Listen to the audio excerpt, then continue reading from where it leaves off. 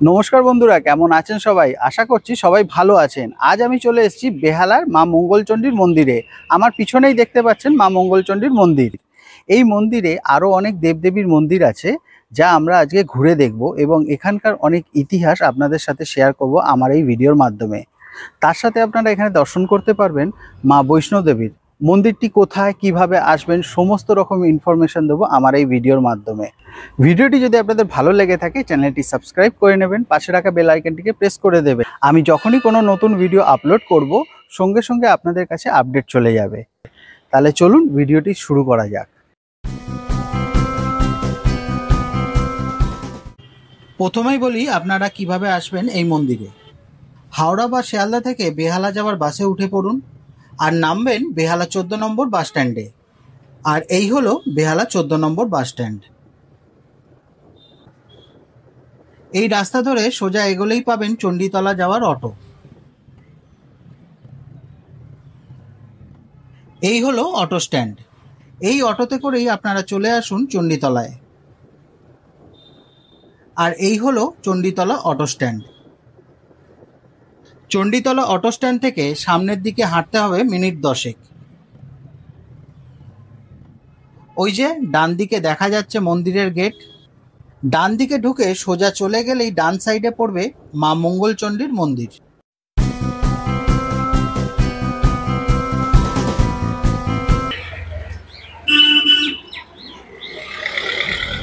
এই হলো বেহালার মা মঙ্গলচণ্ডী মন্দির।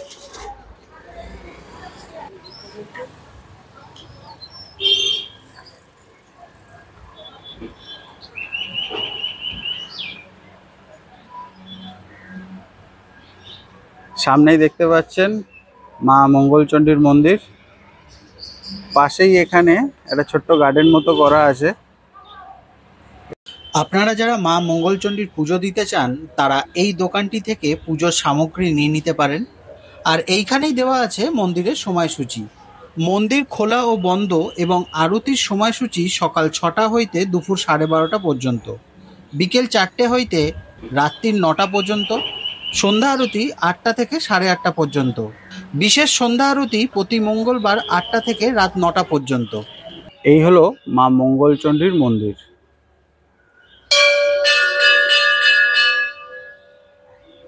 বেহালা চণ্ডীতলা বলতে এই মা মঙ্গলচণ্ডীর নামেই এই চণ্ডীতলাটা তৈরি হয়েছে। জয় মা মঙ্গলচণ্ডী। এই সুন্দর ঝাড়বাতির নিচেই মা বিরাজ করছেন এই মন্দিরে। এই হলেন মা মঙ্গলচণ্ডী। মা কিন্তু খুবই জাগ্রত। এখন আমরা প্রবেশ করছি মন্দিরের ভিতরে। মন্দিরটি নতুন করে পুনর্নির্মাণ করা হয়েছে। জ্যৈষ্ঠ মাসে প্রতি মঙ্গলবার মায়ের বড় করে পুজো করা হয় এবং তার সাথে মন্দির প্রাঙ্গণে বিশাল বড় মেলাও বসে। অনেক দূর দূরান্ত থেকে মানুষ আসেন এই মন্দিরে মায়ের আশীর্বাদ পাওয়ার জন্য। আসুন এবার এই মন্দিরের কিছু ইতিহাস জেনে নিই মন্দিরের পুরোহিত মশাইয়ের কাছ থেকে। নমস্কার। আপনারা যে মায়ের প্রতিমূর্তিটি দেখছেন, এই প্রতিমূর্তিটা আসলে আজ থেকে 600 বছর আগে ওই যে পুকুরটা ছিল, ওই পুকুরটা আদি গঙ্গার সাথে যুক্ত হয়েছিল। সেই 1400 আনুমানিক 3 কি 7 শতাব্দীর ভেতর মায়ের একটি শিলা পিছন দিকে আছে। সেই শিলাটি চাঁদ সদাগরের প্রপিতামহ শ্রীমন্ত সদাগর স্বপ্নাদেশে ওনাকে গঙ্গা বক্ষ থেকে তোলে, বলে আমি এখানে আছি, আমায় পূজিত হব, আমাকে তোল। আর যথারীতি সেই সময় ওনাকে গঙ্গা বক্ষ থেকে তুলে পুজো করে সেই শ্রীমন্ত সদাগর। এখন আপনারা যে মন্দিরটি দেখছেন এটা নতুনভাবে রেনোভেট করা হয়েছে। মায়ের বয়স আনুমানিক 600 বছর, মন্দিরের বয়স 100 বছরের ওপর। এটা প্রথম যা বেহালা চণ্ডীতলা অঞ্চল যদি বলা হয় তাহলে এই মা মঙ্গলচণ্ডীর এই অঞ্চলকেই বলা হচ্ছে মা মঙ্গলচণ্ডী বেহালা চণ্ডীতলা অঞ্চল। আজকের যে 4টি পুরনো ওয়েস্ট বেঙ্গলের মন্দির আছে তার ভেতর মোটামুটি 4র্থ স্থানে এনাকে রাখা যেতে পারে। কালীঘাট, তারাপীঠ, দক্ষিণেশ্বর প্লাস আমাদের মা মঙ্গলচণ্ডী মন্দির। এই মায়ের বিশেষত্ব হচ্ছে জ্যৈষ্ঠ মাসের প্রত্যেকটি মঙ্গলবারে প্রচুর বড় করে পুজো হয়। প্রচুর দূর দূরান্ত থেকে লোক আসে, এসে মায়ের পায়ে তাদের মনস্কামনা পূর্ণ করে এবং পুজো দিয়ে যায়। আমাদের এই মায়ের যাবতীয় ভোগ হচ্ছে নিরামিষ। এই মায়ের ভোগ হচ্ছে খিচুড়ি, ভাজা, তারপর হচ্ছে আপনার যে কোনো একটা চচ্চড়ি বা তরকারি, চাটনি, পায়েস। প্রত্যেক দিনের ভোগ, প্রত্যেক দিনের নিত্য আরতি, প্রত্যেক দিনে মায়ের শয়ন ও প্রত্যেক দিনের স্নান। প্রত্যেকটা বড় মন্দিরে যা যা হয় তাই তাই আমাদের এখানে হয়। আর বিশেষ বিশেষ অনুষ্ঠান হচ্ছে, যেমন অন্নপূর্ণা পুজো চলে গেল রিসেন্ট 16ই এপ্রিল। এইবারে এরপরে হচ্ছে জ্যৈষ্ঠ মাসের মেলা, যেটা হচ্ছে 21শে মে থেকে আফটার 11ই জুন অবধি টানা চলবে। তারপরে আসছে যথারীতি মায়ের যে দুর্গা অষ্টমী। এইসব অনুষ্ঠান বিভিন্ন বড় অনুষ্ঠান হয়, দূর দূরান্ত থেকে লোক এসে মায়ের এখানে পুজো দেয়। মা মনস্কামনা পূর্ণ করার জন্যই মা মঙ্গলচণ্ডী রূপে বসে আছে। এই হচ্ছে এই রীতিবৃত্ত। হ্যাঁ, সামনেই গেস্ট হাউস, সামনেই একটি গেস্ট হাউস আছে, সীমা গেস্ট হাউস। ওখানে মোটামুটি থাকা খাওয়ার বন্দোবস্ত করা আছে, তা অল্প স্বল্প ভাড়া। আমাদের মন্দির সকালবেলা 6:30টার ভেতর খোলে, 12:30 অবধি চলে। তারপরে ভোগ 4টের পর আবার 4:30 থেকে রাত্রি 9টা 10-15 অবধি খোলা থাকে। এখানে 4টি মন্দির আছে যা একই রকম দেখতে। চলুন দেখে নিই এই মন্দিরে কোন কোন দেবদেবী বিরাজ করছেন। প্রথমেই যে মন্দিরটি আপনারা দেখবেন সেটি হলো রাধাকৃষ্ণ মন্দির। আর এই হলো রাধাকৃষ্ণের বিগ্রহ। এই মন্দিরে প্রভু জগন্নাথ, বলরাম, মা সুভদ্রা বিরাজ করছেন। অপূর্ব সুন্দর ঠাকুরের মূর্তিগুলো।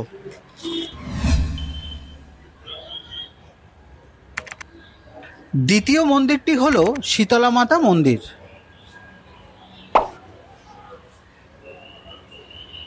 আর এই হলো মা শীতলা। প্রতিদিনই হয় নিত্য পুজো এই মন্দিরে। এবার সামনের দিকে এগোলেই তৃতীয় মন্দিরটি আপনারা দেখবেন হনুমান মন্দির। এখানে কিন্তু অনেকগুলি মন্দির আছে, আপনারা যখন আসবেন হাতে কিন্তু সময় নিয়ে আসবেন। এই মন্দিরটি পুরোটা ঘুরে দেখতে আপনাদের অনেকটাই সময় লাগবে। আর এই হলো হনুমানজির বিগ্রহ।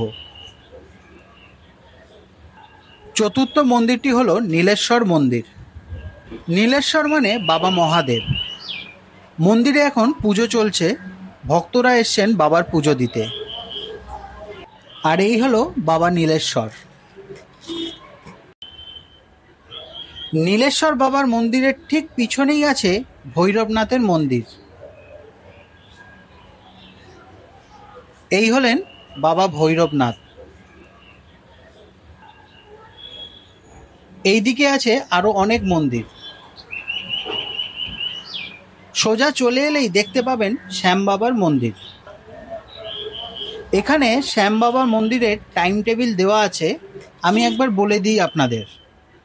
সকাল 5:45 হইতে 12:45 পর্যন্ত, বিকেল 4:30 হইতে রাত্রির 9টা পর্যন্ত।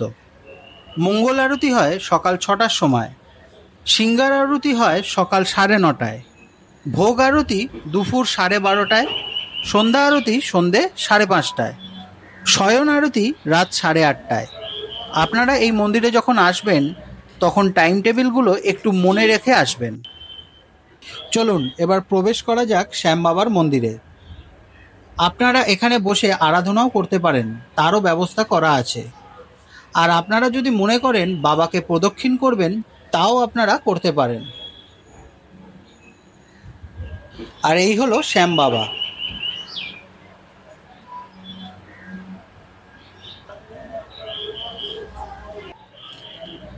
শ্যাম বাবার মন্দির থেকে বেরিয়েই সামনে আপনারা দেখতে পাবেন জিন মাতার মন্দির। এরকম অনেক কম মন্দির আছে যেখানে একসাথে অনেক দেবদেবীর দর্শন একই সাথে করা যায়।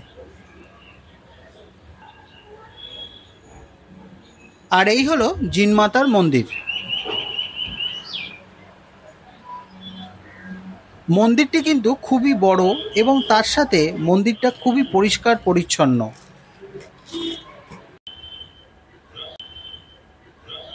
জিনমাতা মন্দিরের পাশেই আছে রানী সতী দেবীর মন্দির। মন্দিরের ওপরে রঙিন কাঁচ দিয়ে কারুকার্য করা আছে, যা দেখতে খুবই সুন্দর লাগছে। আর তার নিচেই বিরাজ করছেন রানী সতী দেবী।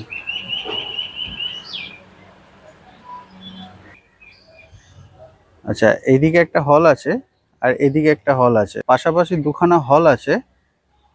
আর এই হল দুটির মধ্যিখান দিয়ে যে রাস্তাটা সোজা চলে গেছে, সোজা গেলেই আপনারা দেখতে পাবেন বৈষ্ণব দেবীর মন্দির।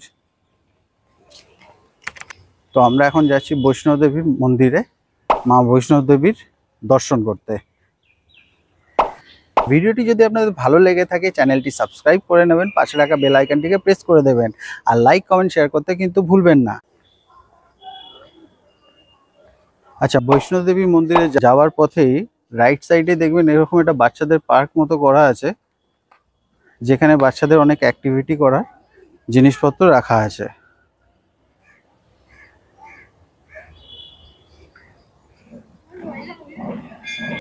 বৈষ্ণব দেবী মন্দিরে ঢোকার আগে আপনাদেরকে জুতো এখানেই রেখে যেতে হবে।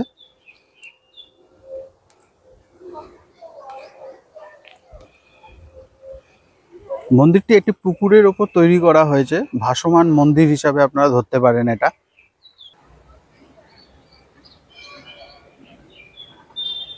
আর এই হচ্ছে মা বৈষ্ণব দেবী।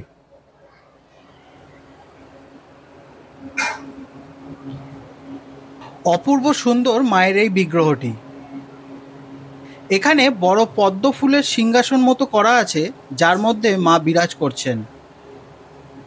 এই মন্দিরের পুজো দেওয়ার কিছু নিয়মবিধি জেনে নিই মন্দিরের পুরোহিত মশাইয়ের কাছ থেকে। जय माता दी। यहाँ वैष्णो देवी मंदिर चंडी मंदिर के उपनयन बीच परिसर में बना हुआ है, चंडी तला में। और सुबह 6 बजे खुलता है 12:30 तक, और दूसरे टाइम 4 से 9 तक। यहाँ गौरी गणेश महाकाली महालक्ष्मी महासरस्वती की पूजा होती है, पिंडी के रूप में है। महाकाली महालक्ष्मी महासरस्वती पिंडी रूप वहीं से लाई गई है वैष्णो देवी से। और माँ के दर्शन के बाद भैरव जी के दर्शन करना अनिवार्य होता है। शिव मंदिर के पीछे भैरव मंदिर बना हुआ है, क्योंकि जब माता के दर्शन करता है और भैरव को नहीं करता तो उसके दर्शन अधूरे रहते हैं। जब भैरव को जाके माथा टेकता है तभी पूरे होते हैं। जो भी भक्त यहाँ फल मीठा वस्त्र पंचमेवा जो भी चढ़ाने की सामग्री लाएगा तो चढ़ाई जाएगी। এই শিলাগুলি আনা হয়েছে জম্মু কাশ্মীর থেকে।